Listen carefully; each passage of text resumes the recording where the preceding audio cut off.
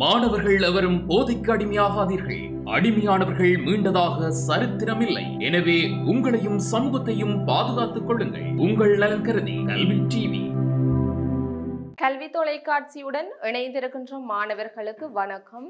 காப்போதா உயர்தரம் சார்ந்து பல்லவர் காலத்து பகுதியினுள் பிரவேசித்திருக்கின்றோம். அந்த வகையில் சங்க காலத்து அகத்திணை பண்புகள் பல்லவர் காலத்து இலக்கியங்களில் பின்பற்றப்பட்ட விதம் ஏற்கனவே ஆகவே ஓர் வினா எழுப்பப்படுகின்ற போது அந்த வினா தொடர்பான சரியான பூரண விளக்கமானது இங்கே அவசியமாக கொள்ளப்படுகின்றது. அந்த அடிப்படையில் சங்க காலத்து அகத்திணை பண்புகள் பல்லவர் கால இலக்கியங்களில் பின்பற்றப்பட்ட விதம் இது புதிதல்ல. ஒரு முற்பட்ட காலத்தின் பண்புகள் அடுத்து வருகின்ற காலத்திலும் பின்பற்றப்படுகின்றமை ஒரு இயல்பான ஒரு விடயமாகும். ஏனெனில் சங்க காலத்து பண்புகள் சங்க காலத்து அகத்திணை பண்பானது தொடர்ந்து வந்த சங்கமருவிய காலத்திலும் கையாளப்பட்டிருக்கின்றது.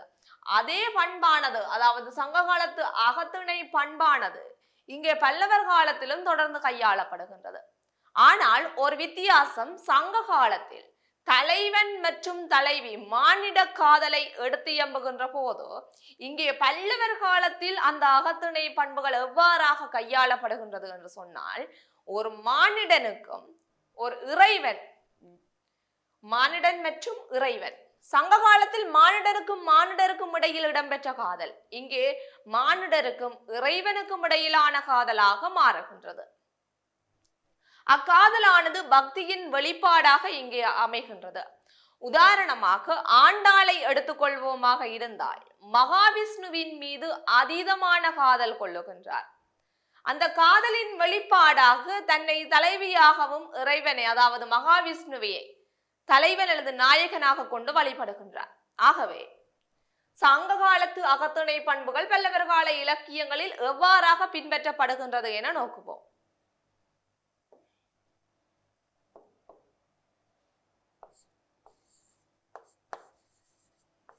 தொடர்ந்து கைக்கிளை பெருந்துணை பண்புகள் கையாளப்படுகின்றது. கைக்கிளை பெருந்துணை இங்கே சங்க காலத்தில் அவதானிக்கக்கூடிய காதல் ஒழுக்கங்களில் ஒன்றாக கைக்கிளை பெருந்துணை ஆகிய பண்புகளை நாங்கள் அவதானித்திருந்தோம். அது பல்லவர் காலத்தில் தொடர்ந்தும் பின்பற்றப்படுகின்றது. கூறியது போல் முதற்காலத்து இலக்கிய பண்புகள் பிற்பட்ட காலத்திலும் தொடர்வது வழக்கம்தான். அதுபோலதான் இங்கே சங்க காலத்து அகத்திணை பண்புகள் தொடர்ந்தும் பல்லவர் காலத்தில் பின்பற்றப்படுகின்றது. அந்த அடிப்படையில் கைக்கிளை முதலாவது அம்சமாக தலைவன் தலைவி. சங்க காலத்தில் காதல் ஏற்படுகின்ற இரண்டு மாதர்களையும் தலைவன் தலைவி என்கின்ற பெயரால் அழைக்கப்படுவது உண்டு. ஆனால் பல்லவர் காலத்தில் காதலனாக தனது இறைவனையும் காதலியாக தன்னையும் உருவகித்துக் கொண்டு அடியார்கள் பாடல்களை பாடுவதுண்டு. அந்த அடிப்படையில் அவ்விரு காதலர்களையும் இங்கே இறைவனை நாயகன் என்கின்ற பெயராலையும் அந்த அடியாரை நாயகி என்கின்ற பெயராலையும் அழைக்கப்படுகின்ற வழக்கங்கள் இருக்கின்றது. ஒரு சில இடங்களில் இது மாறியும் வரும். இறைவனை நாயகியாக கொண்டு வழிபடுகின்ற பண்புகளும் காணப்படுவதுண்டு. ஆகவே இரண்டாவது அம்சமாக கைக்கிளை பெருந்துணை சங்க காலத்தில் நாங்கள் அவதானித்திருக்கின்ற அகத்திணை பண்புகளில் ஒன்றாக அகத்திணை அம்சமாக அவற்றுள் பிரதானமானதாக கைக்கிளை பெருந்திணை. 5 நிலங்களுக்கும் உரிய 5 அகத்திணை ஒழுக்கங்கள் தவிர இங்கே பிரதானமாக கைக்கிளை பெருந்திணை ஆகிய பண்புகள் காணப்படுகின்றன. அதே பண்புகள் பல்லவர் காலத்திலும் தொடர்ந்து பின்பற்றப்படுகின்றது. எவ்வாறாக என்று நோக்குவமாக இருந்தால், இங்கே சங்க காலத்தில் கைக்கிளை என்று சொல்லப்படுவது ஒருதலை காதல், பெருந்திணை என்று சொல்லப்படுவது பொருந்தா காமம். இந்த இரண்டு பண்புகளும் இறைவன் மீதுள்ள காதலானது உண்மையில் இறைவனை அது ஒருதலையாக மட்டும்தான் இறைவனை காதல் செய்ய முடியும். அவரை திருமணம் செய்ய முடியுமா? இல்லை. ஆகவே இது ஒரு கற்பனை ரீதியாக நமது பக்தியினை ஒவ்வொரு பாவங்களின் அடிப்படையில் வைத்து வழிபடுகின்ற பண்பாகத்தான் நாங்கள் ஏற்றுக்கொள்கின்றோம். ஆகவே சங்க காலத்தை நோக்குகின்ற போது அங்கே திருமணத்தில் முடியும் காதல், இங்கே திருமணத்தில் முடிவதில்லை. அது பக்தியின் வெளிப்பாடாக அமைகின்றது. ஆகவே இந்த ஒருதலை காதல்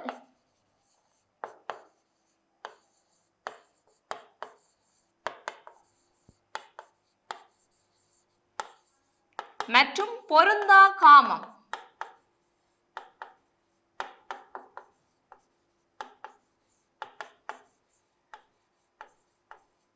இந்த பொருந்தா காமமாகிய பண்புகளை நாங்கள் பல்லவர் காலத்தில் இறைவன் மீது அடியார்கள் கொண்ட பக்தியினூடாகவும் அந்த பக்தியினூடாக அவர்கள் வெளிப்படுத்துகின்ற அகத்துணை சார் பாடல்களின் அடிப்படையிலும் நாங்கள் அவதானிக்க கூடியதாக உள்ளது. இந்த பாத்திர கூற்று பண்பு என்று சொல்லப்படுவது ஒரு பாடலானது பாடப்படுகின்ற போது அந்த பாடலை பாடியவர் யார் என்று சொல்லுவது, அந்த பாத்திரம் எது என்று கூறுவது, அதுதான் இங்கே பாத்திர கூற்று என்று சொல்லப்படுகின்றது. உதாரணமாக சங்க காலத்தை எடுத்துக்கொள்வோமாக இருந்தால் அங்கே இளமை பாரார் வலனசை சென்றோர் என்கின்ற பாடலை எடுத்து நோக்குவோமாக இருந்தால் அங்கே அது தலைவியினுடைய பாடலாக அமைகின்றது. கார்காலம் வந்தும் இன்னும் தலைவனை காணவில்லையே என்று தோழிக்கு தலைவி கூறுகின்றார். ஆகவே அந்த பாடல் யாருடைய கூற்றாக அமைகின்றது? தலைவியினுடைய கூற்றாக அமைகின்றது. அதுபோல் பல்லவர் காலத்தில் பாடல்கள் பாடப்படுகின்ற போது அங்கே அது ஒரு தலைவியின் கூற்றாக அமையலாம். நாயக நாயகி வேதம் காணப்பட்டது, ஆகவே தலைவியினுடைய கூற்றாக காணப்படலாம், அல்லது தலைவனுடைய கூற்றாக காணப்படலாம், அல்லது ஒரு செவிலியினுடைய கூற்றாக காணப்படலாம். ஆகவே சங்க காலத்தை நோக்குகின்ற போது அங்கே தலைவன், தலைவி, தோழி ஆகிய பாத்திர கூற்றுக்கள் முதன்மை பெற்றிருக்கின்ற சமயத்தில் பல்லவர் காலத்தை நோக்குகின்ற போது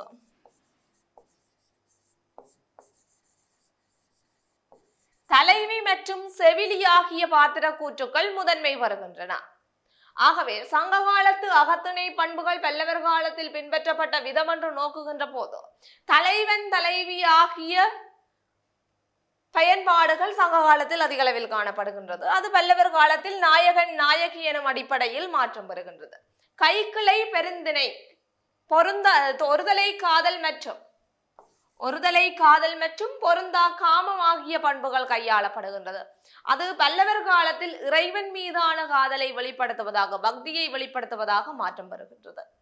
பாத்திர கூற்று பண்பானது பல்லவர் சங்க காலத்தில் தலைவன் மற்றும் தோழி மற்றும் தலைவன் ஆகிய 3 பாத்திரங்கள் முதன்மை பெறுகின்றன. ஆனால் பல்லவர் காலம் என்று நோக்குகின்ற போது தலைவி மற்றும் செவிலி ஆகியோர் முதன்மை பெறுகின்றனர்.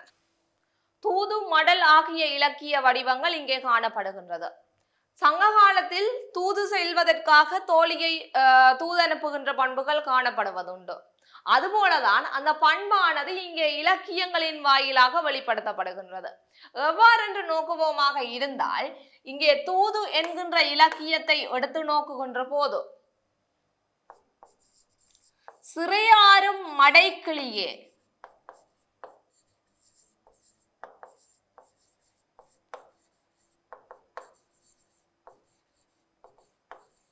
சிறையாரும் மடைக்கிளியே இங்கே வா,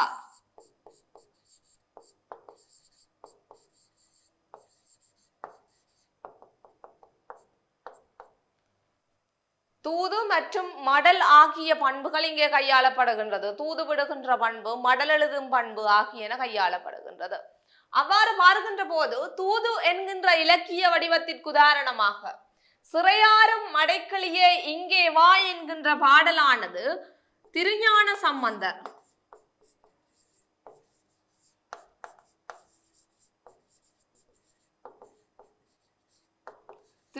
சம்பந்தரால் பாடப்பட்ட பாடல். இங்கே கிளியை தூது விடுவது இவருடைய நோக்கமாக காணப்படுகின்றது. அடுத்து மடல் என்கின்ற இலக்கியம் பற்றி நோக்குகின்ற போது பெரிய திருமடல், சிறிய திருமடல் ஆகிய இலக்கியங்கள் இங்கே மடல் எனும் இலக்கிய வடிவத்திற்கு உதாரணமாக கொள்ளப்படுகின்றது.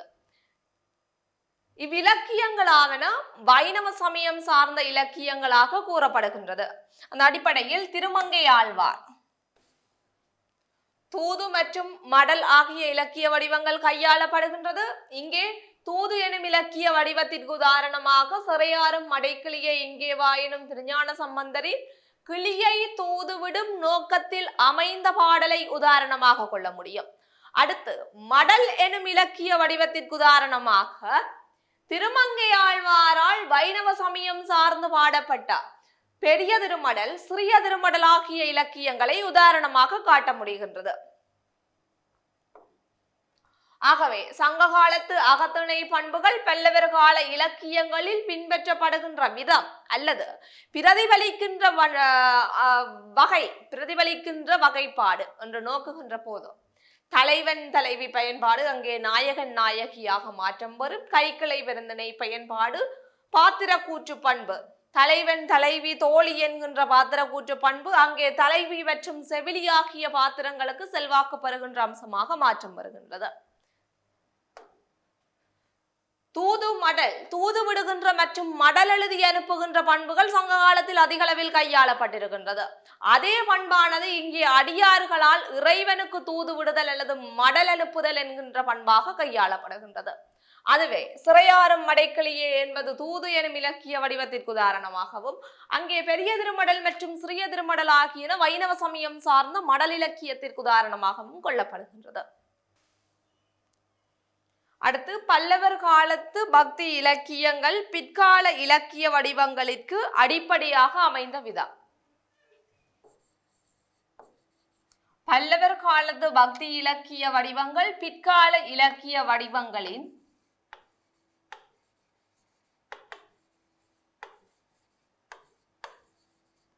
தோற்றத்திற்கு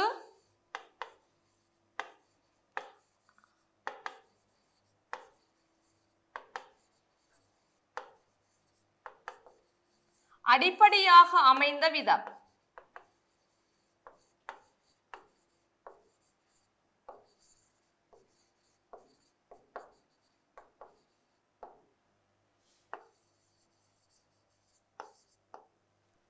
ஆகவே பல்லவர் காலமானது பக்தி இலக்கியங்களின் தோற்றுவாயாகவும் பக்தி இலக்கியங்கள் அதிக அளவில் செல்வாக்கு பெற வேண்டிய ஒரு காலமாகவும் அங்கே பக்தி இலக்கியங்களின் தேவை அதிக அளவில் காணப்பட்ட காலமாகவும் விளங்குகின்றது. ஆகவே பல்லவர் காலம் சார்ந்த வினாக்கள் உங்களிடம் எழுப்பப்படுகின்ற சந்தர்ப்பத்தில் அங்கே பக்தி இலக்கியங்களுக்கான முதன்மை அதிக அளவில் வழங்கப்பட்டிருக்கும் என்பது நினைவில் கொள்ள வேண்டும். அந்த அடிப்படையில் பல்லவர் கால பக்தி இலக்கியங்கள் பிற்கால இலக்கிய வடிவங்களின் தோற்றத்திற்கு அடிப்படையாக அமைந்த விளம். உதாரணமாக சங்க காலத்தில் தூது விடுகின்ற பண்பு, மடல் எழுதுகின்ற பண்புகள் அதிக அளவில் கையாளப்பட்டது. அந்த பண்புகள் பின்னர் இலக்கிய வடிவங்களாக மாற்றம் பெறுகின்றன. தூது மற்றும் மடல் என்கின்ற இலக்கிய வடிவங்களாக மாற்றம் பெறுகின்றன.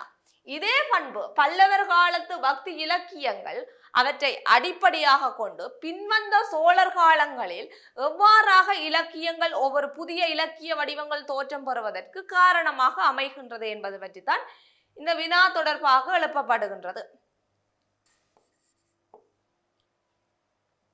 ஆகவே பல்லவர் காலத்து பக்தி இலக்கியங்கள் பின்வந்த உலா மற்றும் தூது, மடல், கோவை, பிள்ளை தமிழ் போன்ற இலக்கிய வடிவங்கள் தோற்றம் வருவதற்கு காரணமாக அமைகின்றது. அந்த வகையில்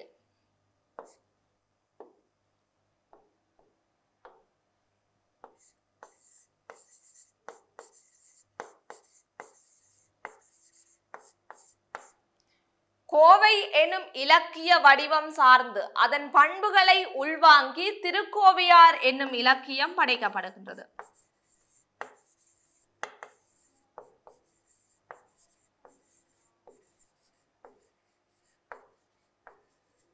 கோவை என்னும் இலக்கிய வடிவமானது ஓர் அகத்துணை அம்சம் சார்ந்த இலக்கிய வடிவமாக ஏற்றுக்கொள்ளப்படுகின்றது. அங்கே இறைவனை நாயகனாகவும் தன்னை நாயகியாகவும் கொண்டு வழிபடுகின்ற பண்பானது காணப்படுகின்றது.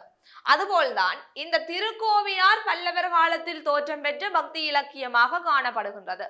இதனை தொடர்ந்து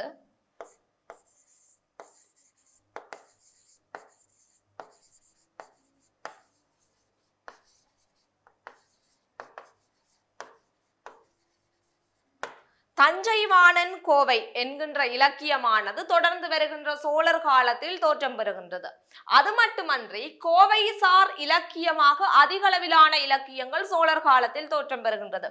உதாரணமாக புலோத்துவம் கோவை,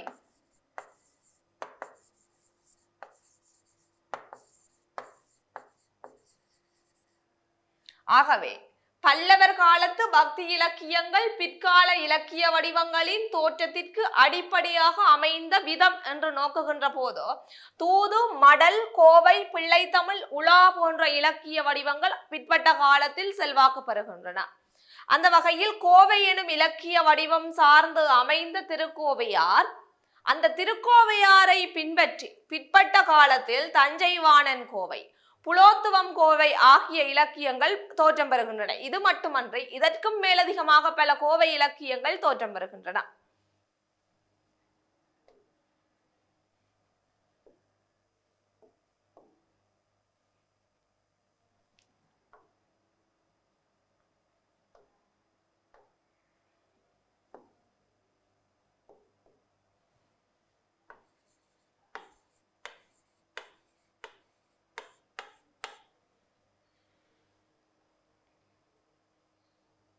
உலா இலக்கியம், கோவை இலக்கியத்தை தொடர்ந்து உலா இலக்கியம் தோற்றம் பெறுகின்றது. இந்த உலா இலக்கியமானது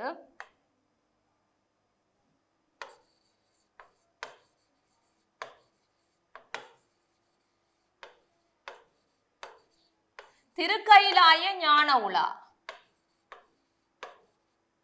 திருக்கயிலாய ஞான உலா எனும் பெயரால் பல்லவர் காலத்தில் தோற்றம் பெறுகின்றது. இதுவே தமிழ் இலக்கிய வரலாற்றில் முதலில் தோற்றம் பெற்ற உலா இலக்கியமாக காணப்படுகின்றது.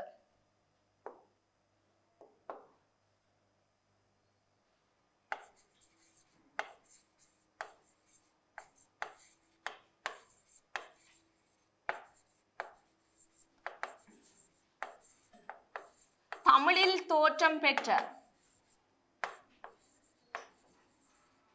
முதலாவது உலா இலக்கிய வடிவம்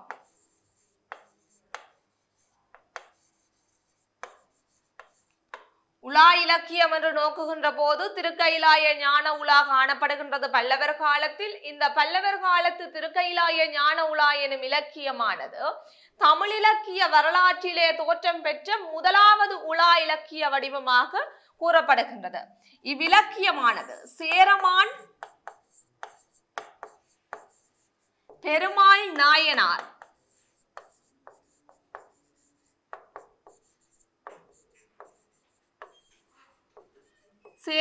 பெருமாள் நாயனார் என்பவரால் பாடப்பட்ட இலக்கிய வடிவமாக காணப்படுகின்றது.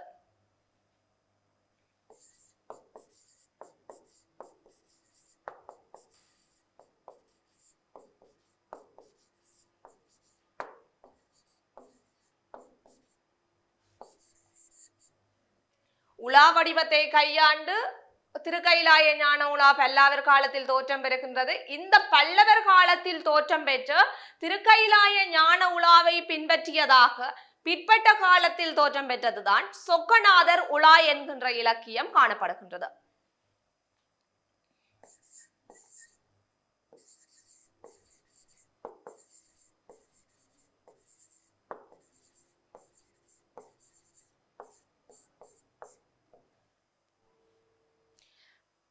பிள்ளைத்தமிழ், கோவை, உலா, பிள்ளைத்தமிழ் மற்றும்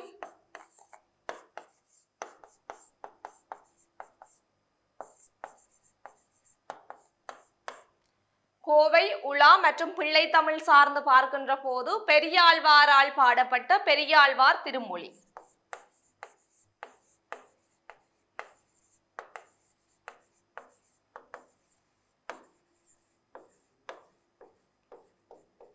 இந்த பெரியாழ்வார் திருமொழி எனும் இலக்கியத்தை தொடர்ந்து பிள்ளை தமிழ் பண்பிலே அமைந்த இலக்கியங்கள் தொடர்ந்து சோழர் காலத்தில் தோற்றம் பெறுகின்றது.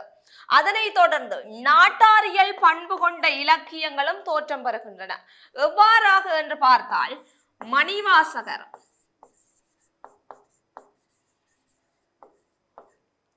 ஏனைய அடிகார்களை விடவும் பல்லவர் காலத்து அடியார்களில் அதிகளவில் மணிவாசகரால் நாட்டாரியல் பண்பு கொண்ட இலக்கியங்கள் தோற்றம் பெறுகின்றன. இவருடைய பதிகங்களை தொடர்ந்தே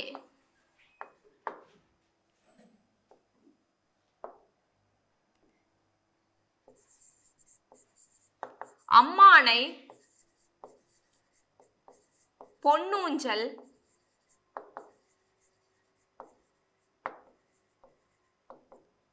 பொற்சுண்ணம்,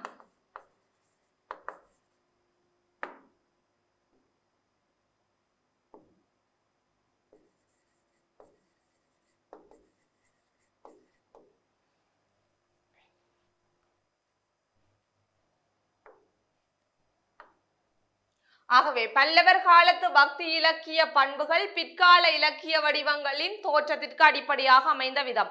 முற்பட்ட காலத்தில் காணப்படுகின்ற பண்புகள் பிற்பட்ட காலத்தில் அதன் செல்வாக்கினை செலுத்தும் என்பது போல இங்கே பல்லவர் காலத்து பக்தி இலக்கிய பண்புகள் எவ்வாறாக ஒரு புதியதொரு இலக்கிய வடிவமே தோற்றம் பெறுவதற்கு அடிப்படையாக அமைந்திருக்கின்றது என்று பார்க்கின்ற போது அங்கே புதிய இலக்கிய வடிவங்கள் எவை தோற்றம் பெற்றன என்று பார்க்கின்ற போது கோவை, உலா மற்றும் பிள்ளைத்தமிழ் மற்றும் நாட்டாரியல் பண்பு சார்ந்த இலக்கியங்கள் தோற்றம் பெறுகின்றன. அவ்வாறாகத்தான் கோவை சார்ந்த இலக்கியமாக திருக்கோவையார் என்கின்ற இலக்கியம், அதனைத் தொடர்ந்து தஞ்சை வாணன் கோவை, புலோத்துவம் கோவை ஆகிய இலக்கியங்கள் தோற்றம் பெறுகின்றது. உலா இலக்கியம் சார்ந்த திருக்கைலாய ஞான உலா, இது தமிழ் இலக்கிய வரலாற்றிலே முதலாவது உலா இலக்கியமாக காணப்படுகின்றது. இந்த உலா இலக்கியம் திருக்கைலாய ஞான உலா என்கின்ற இலக்கியத்தை சேரமான் பெருமாள் நாயனார் என்பவர் பாடியுள்ளார்.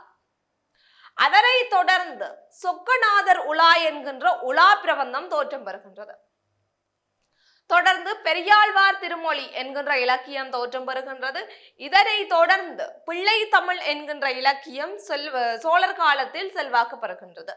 நாட்டாரியல் பண்பு, ஏனைய அடியார்களை விடவும் தமது பாடல்களில் அதிகளவு நாட்டார் பண்புகளை கலந்து கொண்டவர் மாணிக்க வாசகர். அவரை தொடர்ந்து அம்மானை, பொன்னூஞ்சல், பொற்சுண்ணம் ஆகிய நாட்டாரியல் பண்பு சார்ந்த இலக்கியங்கள் தோற்றம் பெறுகின்றது.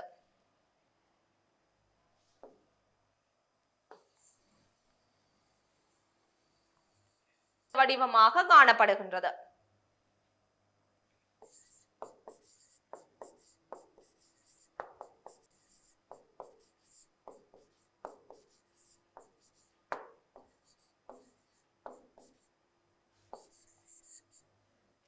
உலா வடிவத்தை கையாண்டு திருக்கைலாய ஞான உலா பல்லவர் காலத்தில் தோற்றம் பெறுகின்றது. இந்த பல்லவர் காலத்தில் தோற்றம் பெற்ற திருக்கைலாய ஞான உலாவை பின்பற்றியதாக பிற்பட்ட காலத்தில் தோற்றம் பெற்றதுதான் சொக்கநாதர் உலா என்கின்ற இலக்கியம் காணப்படுகின்றது.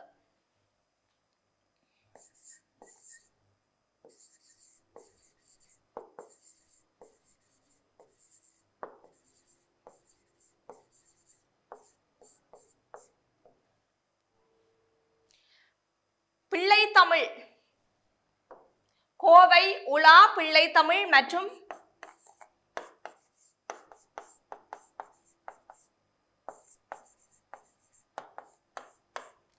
கோவை, உலா மற்றும் பிள்ளைத்தமிழ் சார்ந்து பார்க்கின்ற போது பெரியாழ்வாரால் பாடப்பட்ட பெரியாழ்வார் திருமொழி,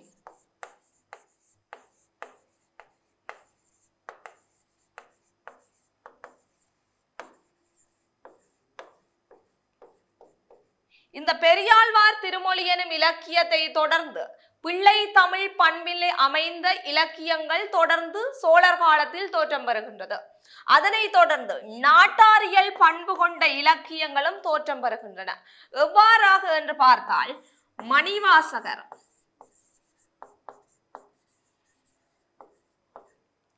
ஏனைய அடியார்களை விடவும் பல்லவர் காலத்து அடியார்களில் அதிகளவில் மணிவாசகரால் நாட்டாரியல் பண்பு கொண்ட இலக்கியங்கள் தோற்றம் பெறுகின்றன. இவருடைய பதிகங்களை தொடர்ந்தே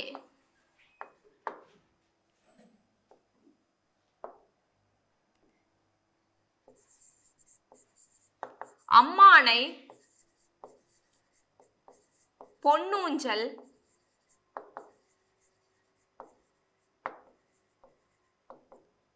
பொற்சுண்ணம்,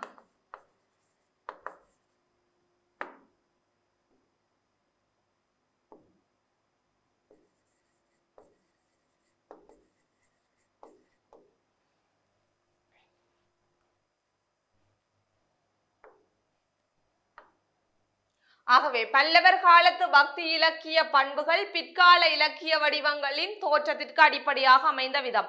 முற்பட்ட காலத்தில் காணப்படுகின்ற பண்புகள் பிற்பட்ட காலத்தில் அதன் செல்வாக்கினை செலுத்தும் என்பது போல இங்கே பல்லவர் காலத்து பக்தி இலக்கிய பண்புகள் எவ்வாறாக ஒரு புதியதொரு இலக்கிய வடிவமே தோற்றம் பெறுவதற்கு அடிப்படையாக அமைந்திருக்கின்றது என்று பார்க்கின்ற போது அங்கே புதிய இலக்கிய வடிவங்கள் எவை தோற்றம் பெற்றன என்று பார்க்கின்ற போது கோவை, உலா மற்றும் பிள்ளை தமிழ் மற்றும் நாட்டாரியல் பண்பு சார்ந்த இலக்கியங்கள் தோற்றம் பெறுகின்றன. அவ்வாறாகத்தான் கோவை சார்ந்த இலக்கியமாக திருக்கோவையார் என்கின்ற இலக்கியம், அதனைத் தொடர்ந்து தஞ்சை வாணன் கோவை, புலோத்துவம் கோவை ஆகிய இலக்கியங்கள் தோற்றம் பெறுகின்றது. உலா இலக்கியம் சார்ந்த திருக்கைலாய ஞான உலா இது தமிழ் இலக்கிய வரலாற்றிலே முதலாவது உலா இலக்கியமாக காணப்படுகின்றது. இந்த உலா இலக்கியம் திருக்கைலாய ஞான உலா என்கின்ற இலக்கியத்தை சேரமான் பெருமாள் நாயனார் என்பவர் பாடியுள்ளார். அதனை தொடர்ந்து சொக்கநாதர் உலா என்கின்ற உலா பிரபந்தம் தோற்றம் பெறுகின்றது. தொடர்ந்து பெரியாழ்வார் திருமொழி என்கின்ற இலக்கியம் தோற்றம் பெறுகின்றது. இதனை தொடர்ந்து பிள்ளை தமிழ் என்கின்ற இலக்கியம் சோழர் காலத்தில் செல்வாக்கு பெறுகின்றது. நாட்டாரியல் பண்பு ஏனைய அடியார்களை விடவும் தமது பாடல்களில் அதிகளவு நாட்டார் பண்புகளை கலந்து கொண்டவர் மாணிக்க வாசகர். அவரை தொடர்ந்து அம்மானை, பொன்னூஞ்சல், பொற்சுண்ணமாகிய நாட்டாரியல் பண்பு சார்ந்த இலக்கியங்கள் தோற்றம் பெறுகின்றது.